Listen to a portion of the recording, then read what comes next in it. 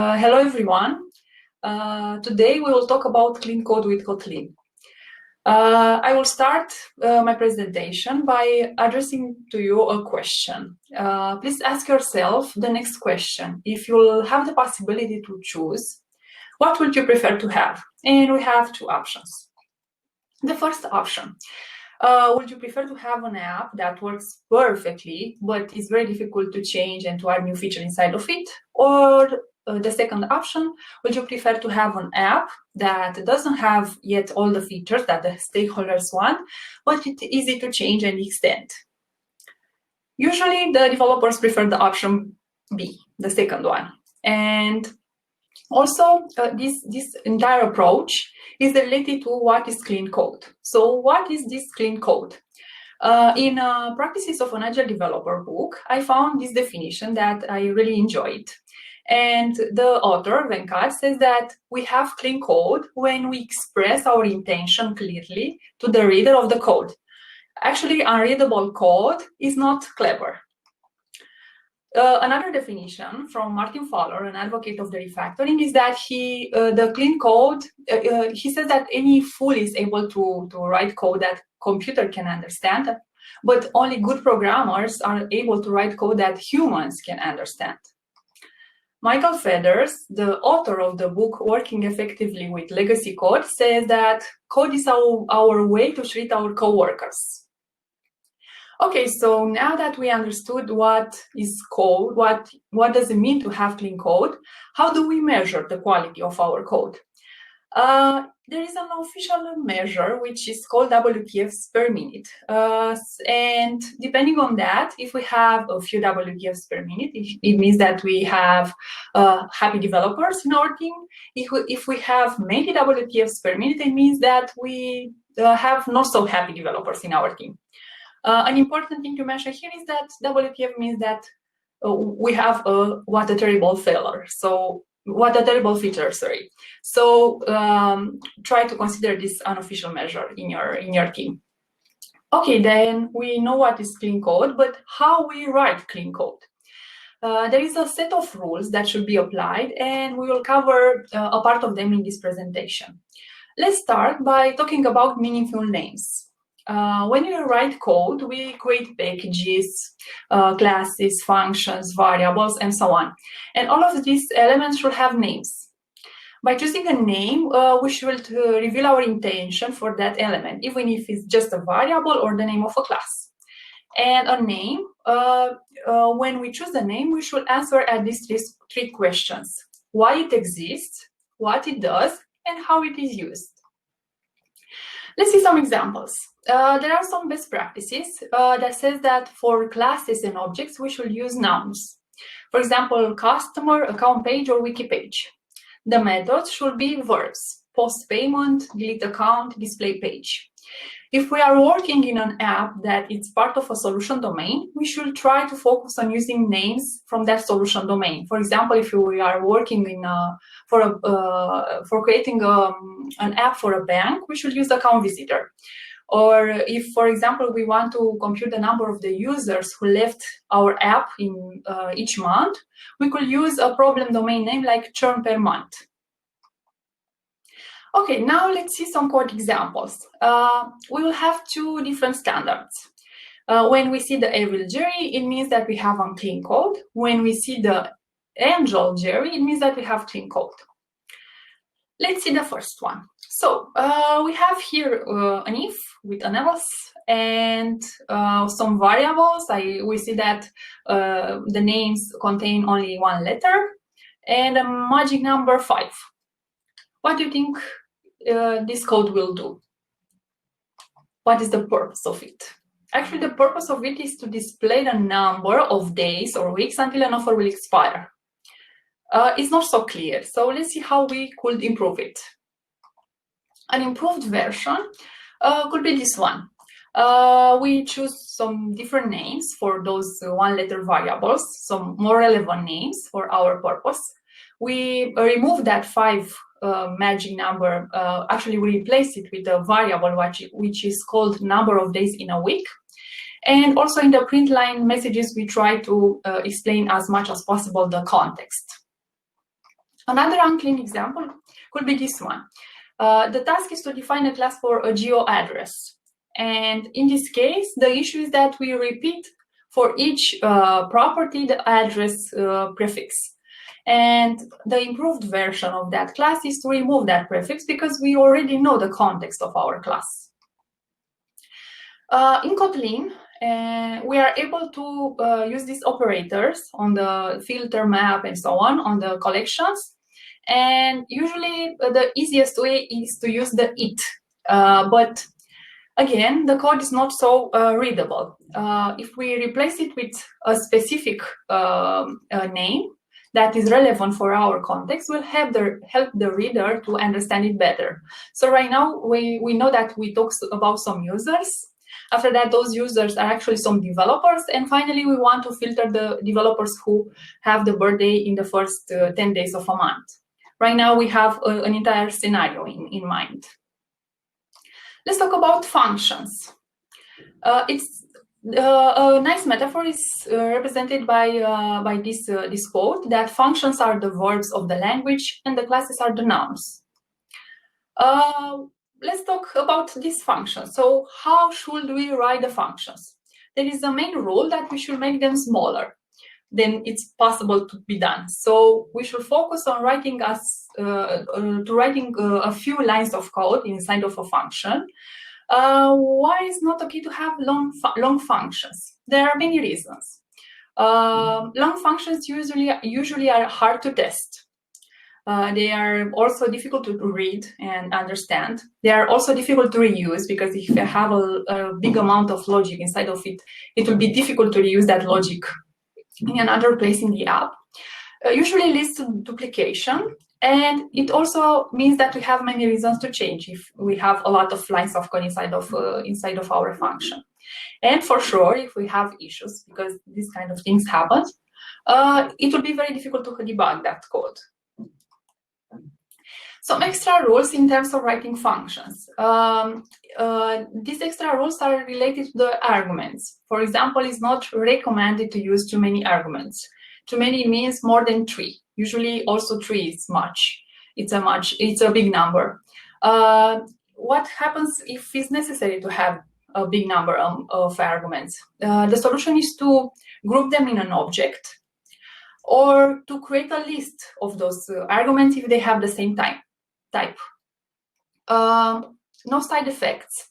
This principle is related to the fact that when we write a function, that function should have one responsibility and one reason to change. So it's not recommended to insert a different functionality inside of it because the reader of that code will not be able to be aware about the fact that something else will happen also inside the execution of that function. The indentation level should not be greater than 2 because we will start to have a nested code and the code will not be so readable. Let's check an example. We have this parse product function.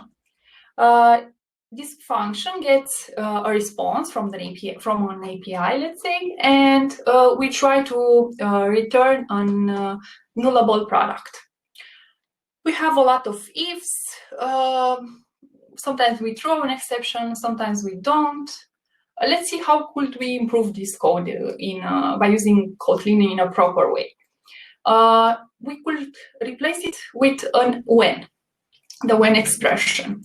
And right now, also the number of the lines decreased, and it's also easier to read this code because usually the function will throw a client exception. And only in some map object or DTO. Regarding the level of indentation, we have here a lot of ifs, and at the beginning we have also a for, and under than that we have also different abstraction levels. Here I get the size of the subscriptions for a user by calling the getters and the functions. Here I use a variable, dedicated variable in order to get details about the user. So we have different levels of abstractions. An improved version of that code is to take each if and translate it to a function, and after that call that function. Other than that, we should care about the abstraction level and make sure it's consistent. Talking about no side effects, here is a clear example. We have this function. It's called sum up user points. And by reading the name of it, it means that we sum up the points of a user, and that's it. But if we go through the code, we see that this function also sends an email to the user. From the name, this thing is not so relevant for the user. So you are not able to predict this call. Command query separation. The main idea of this concept is that we should divide an object's method into separate functions, which means that there's functions that but they don't return a value. And queries, they return a result, but they don't affect the state of the object. Let's see some examples. For a command, we have this function on save instance state that actually changed the state of the bundle argument by adding a key username string inside of it. An example for a query is this one that gets the profile details of a user who just logged in the app using a Gmail account. Okay, so we talked about the functions. Let's move on to the classes.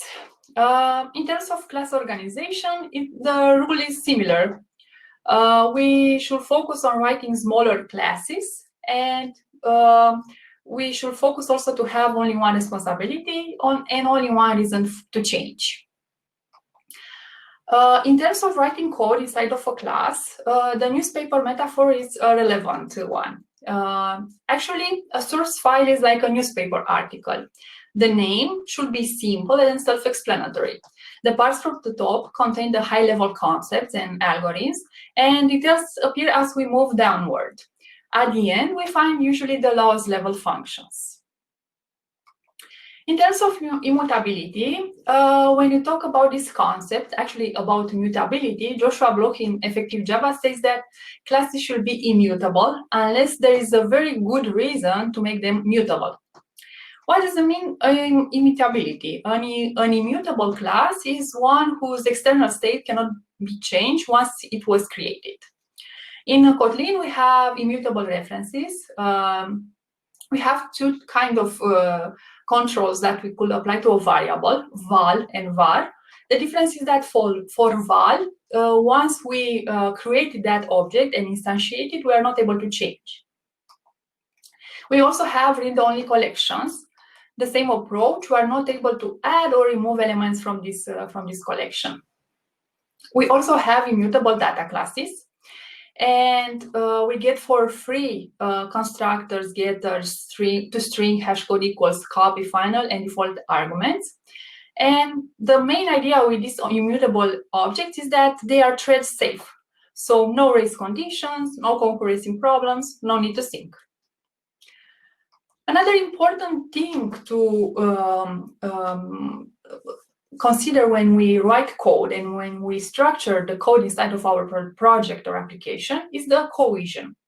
What does it mean, cohesion? Cohesion means that a code or a class or model should have only one responsibility. And in order to get a better understanding of this concept, let's think about these Lego pieces. Each one of them has its own responsibility.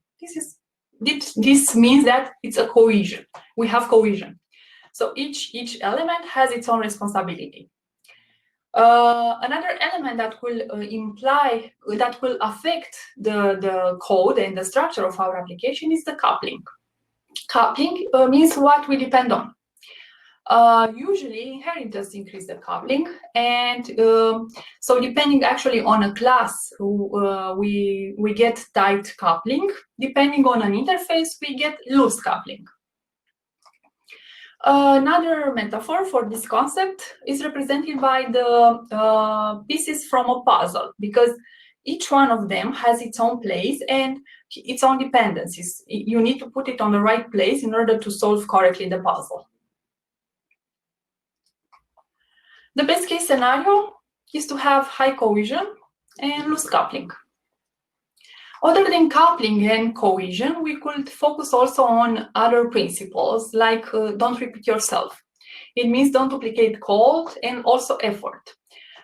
This is not recommended to be done because if you repeat some sequences of code in different parts of your program, and after that you got an issue in that piece of code, it will be very difficult to find it all over the places in order to fix it.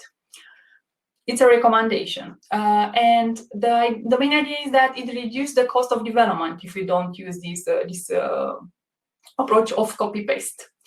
Why should we care about it? Because for sure the future us will thank us later if we try to use this approach. Keep it simple, stupid.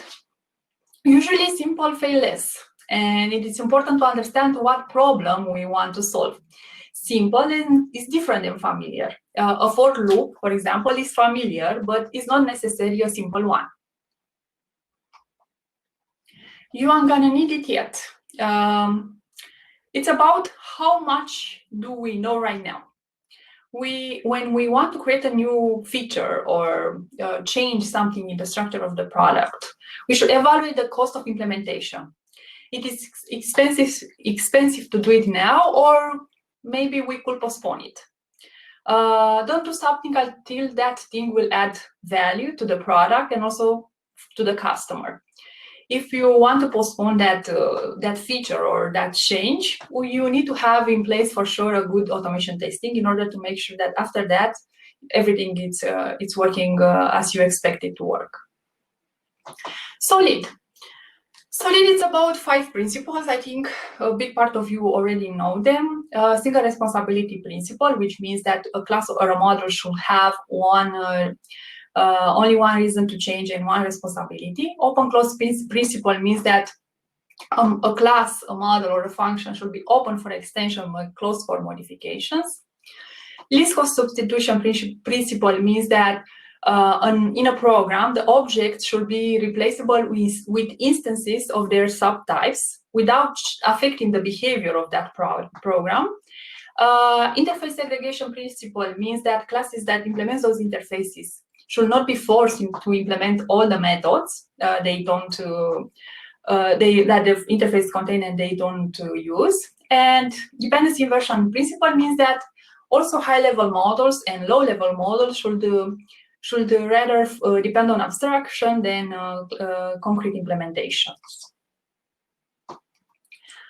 Let's move on to the objects and data structures. Okay, so what is the difference between them? Objects usually hide the data behind abstractions and expose functions to operate on their data. Data structure usually expose their data and doesn't have meaningful functions. Let's see some examples. We have this class company, which in this case it's a data structure. It has a name and address, and that's it. The same class could be also an object. The difference is that here we have the getter that involves some transformation on the data.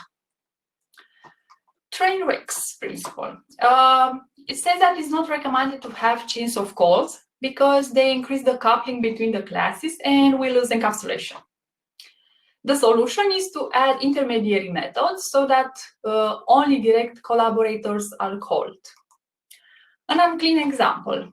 We want to get the color of a folder and we have there 4 getters. The solution applied will involve to create different functions, intermediary functions that finally will be called. The train wrecks are actually a specific use case of not respecting the law of Demeter. An important thing to mention here is that Demeter was a goddess, not a developer. And this law says that a model should not know about the internals of the objects it interacts with. Or a simplified definition is only talk to your friends who share your concerns. This is the formal definition, but the main advantages of applying this law is that we get low coupling, classes can be reused, the code is easy to test, and also is maintainable and flexible to changes. The main purpose of this law of Demeter is to decrease the coupling and to increase the encapsulation. How it works? So we have three components. We have A, B, C. B is a friend of A, C is a friend of B. A friend of a friend is a stranger. So based on this law, it's okay to send messages from A to B, but it's not recommended to send messages from A to C. Another code example is this one that looks similar with the previous one. And in order to map the schema on it, we have the car, the owner, and the address. The car and the owner are friends, but the car and the address are not. So it's discouraged to communicate between the car and the address. So in our case, it's not recommended to get details about the owner based on the car. From the Android world, a good example of not respecting the law of Demeter is this kind of architecture where we have the view that it's directly connected to the business logic. The improved version is to have some intermediary levels. We have the view model, and after that, the repository that decides from where to take the data. So this offers a good separation of concerns, and the code will be easy to maintain. An important thing to mention here is that the Fluent APIs respect the law of Demeter, even if we have a lot of functions calls, because these functions are applied to the same object, in this case to a database. Tell-don't task principle. Remember that we don't have to ask our components about their state in order to do an operation. We just tell them to do it, and that's it. An example from a bank application, we have the balance and the client. The feature that we want to implement is when the balance is 0, we want to alert the user about it. But we see here that we ask about the state inside of the client. The improved version is to move that check inside of the balance class. So here we check if the balance exceeded a specific value or not. And based on that, we alert the user. So when we are dealing with objects, we should respect the tell don't task principle. When we are dealing with data, we should respect the don't talk to strangers principle. Error handling. Usually in our flows, in our applications, we should handle also the unhappy paths. This thing could be done by using the exceptions. In Kotlin, we have only unchecked exceptions. The recommendation is also to define dedicated exception classes for different cases. And another best practice too is to not return or pass a null value.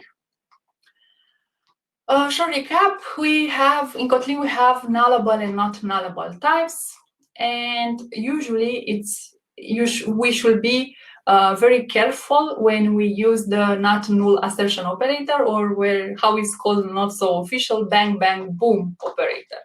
Because in this case, for example, if activity is null, we will get a Kotlin null pointer exception. Other than that, in terms of handling exceptions, we should learn more about this nothing class that exists in Kotlin, and it's actually something. For this situation, we want to compute the SQRT of a double, and if the number is smaller than 0, we want to throw an exception.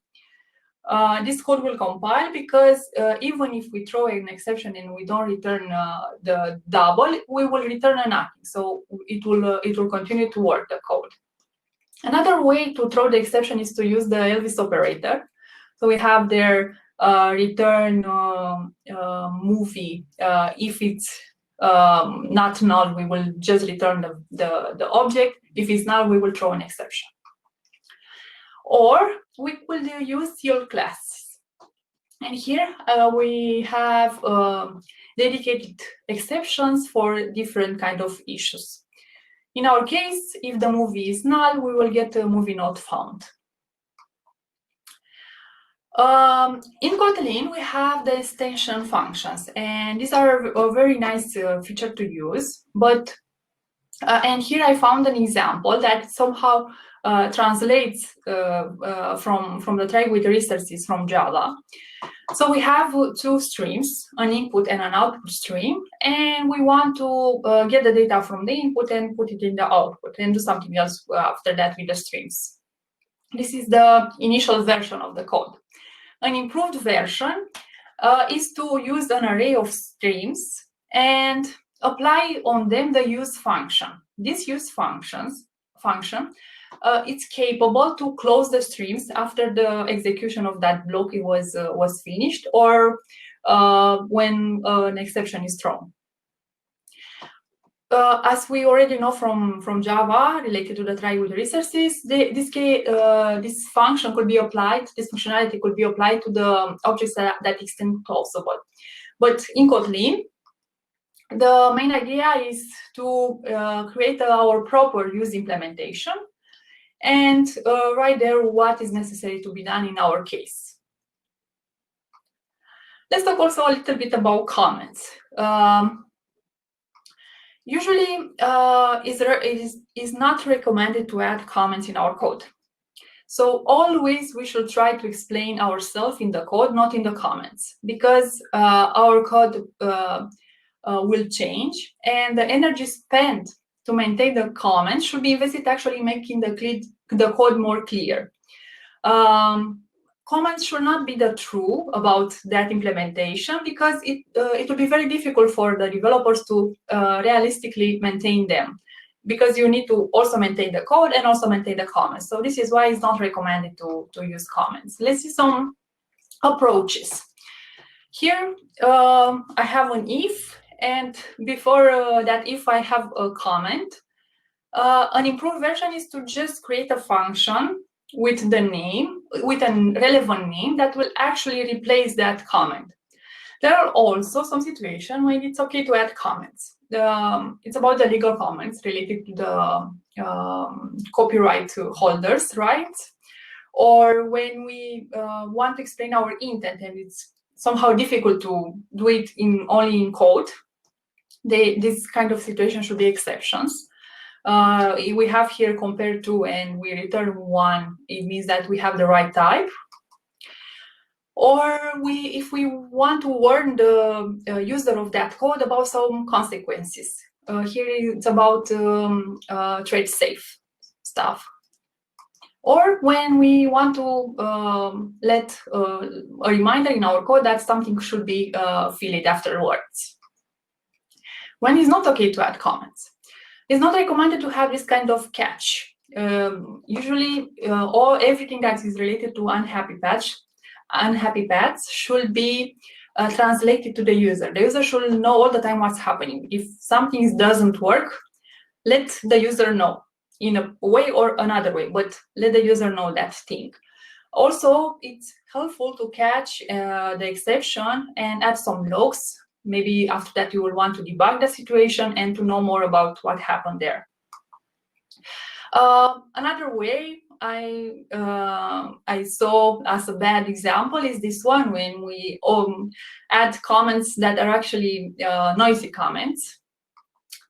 And here when we actually do over engineering, I mean, we explain each field from the class, and it's too much. And related to the comments, remember that every time we write comments that are not necessary, a cat is scared somewhere. Speaking of comments, let's talk a little bit about code review and some good practices. What are the code review advantages? First of all, it helps us to improve the quality and the consistency of the code base. It helps to exchange the knowledge between the team members. And by doing that, you are able to help the team members to reach at most the same level of knowledge on the base code. It offers you new perspectives on your code. You are able to learn new tips and tricks, and maybe sometimes it's necessary also to unlearn some bad habits. When you talk about code review, we are talking actually about three main elements: the author, the one that writes the code, the reviewer, and the code. Let's talk about the author. Okay, so you got the task or the story and you want to implement it. First of all, you will need to make sure that you understand it.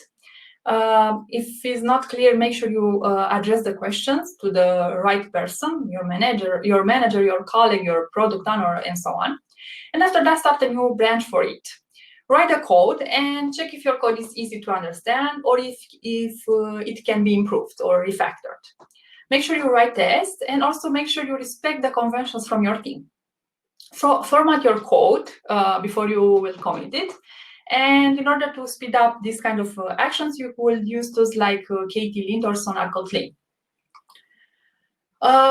Regarding the refactoring, usually, especially actually when you write code in a legacy app, the best approach to improve the quality of the code is to improve also the code near your feature or near your issue.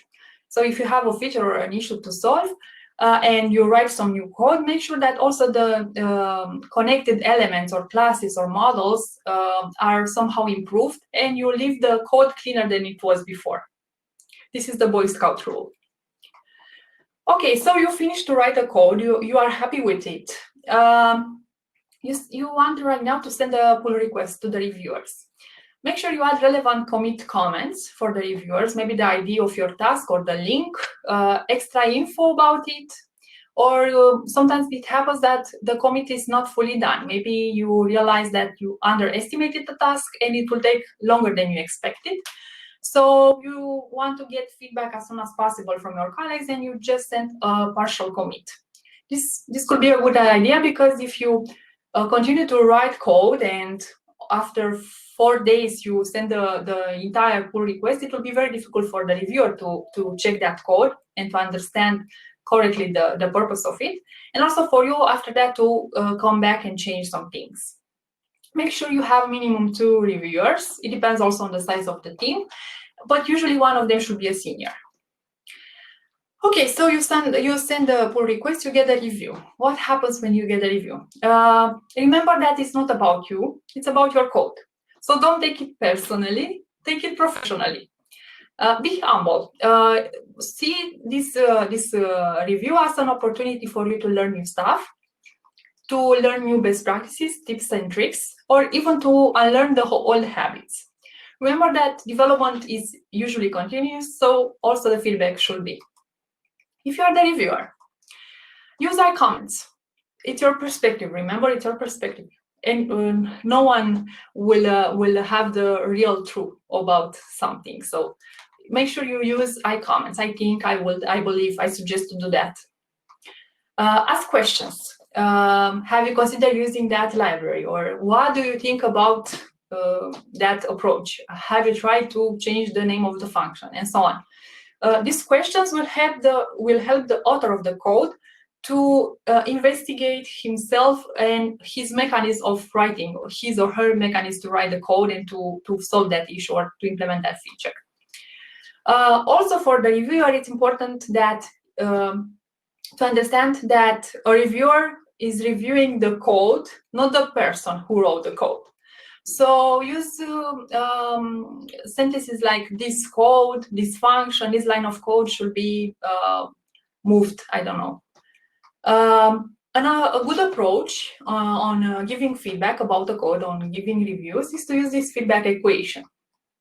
And it's about having an observation of a behavior, the impact of that behavior, and finish with a question or a request. An example, I observed this function has 60 lines. This makes it difficult for me to understand the logic. I suggest extracting a part of the code into other function and give them relevant names. Now let's summarize.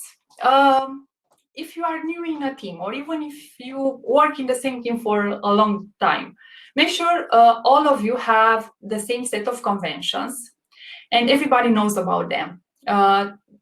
Justify the technology used. I heard about the term of resume-driven development. It's not the case to use something fancy to solve a simple problem. Make sure, first of all, that you understand what you want to achieve, what problem you want to solve, and find the right and relevant tool for it. Enforce the good practices. Extreme programming is a good one here. Use pair programming sessions with your colleagues.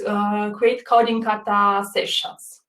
Question until you understand what should be done, why are you doing that, and why you choose that way to do it. Remember that we criticize ideas, not people. And also is not, we should not take the feedback personal, we should take it professional. The testing, it's part of the process. We should have a proper testing strategy in place, and we should make sure that also in our code, when we submit a pull request, we have tests and they are running. Integrate early and often. The CI/CD pipeline is very helpful to be in place from the beginning because the releases will be easier to be done. Make sure you emphasize the collective ownership of the code because the focus should be to have at least the same knowledge of all the team members related to the base code. Make sure you all the time prioritize the features with your stakeholders or product owners and make sure that they are relevant for the product and for the user. And finally, let's not forget that we built products that are used by real people, by users. So listen to them. Make sure you get their feedback often. And remember, coding is not a sprint, it's a marathon. Thank you very much.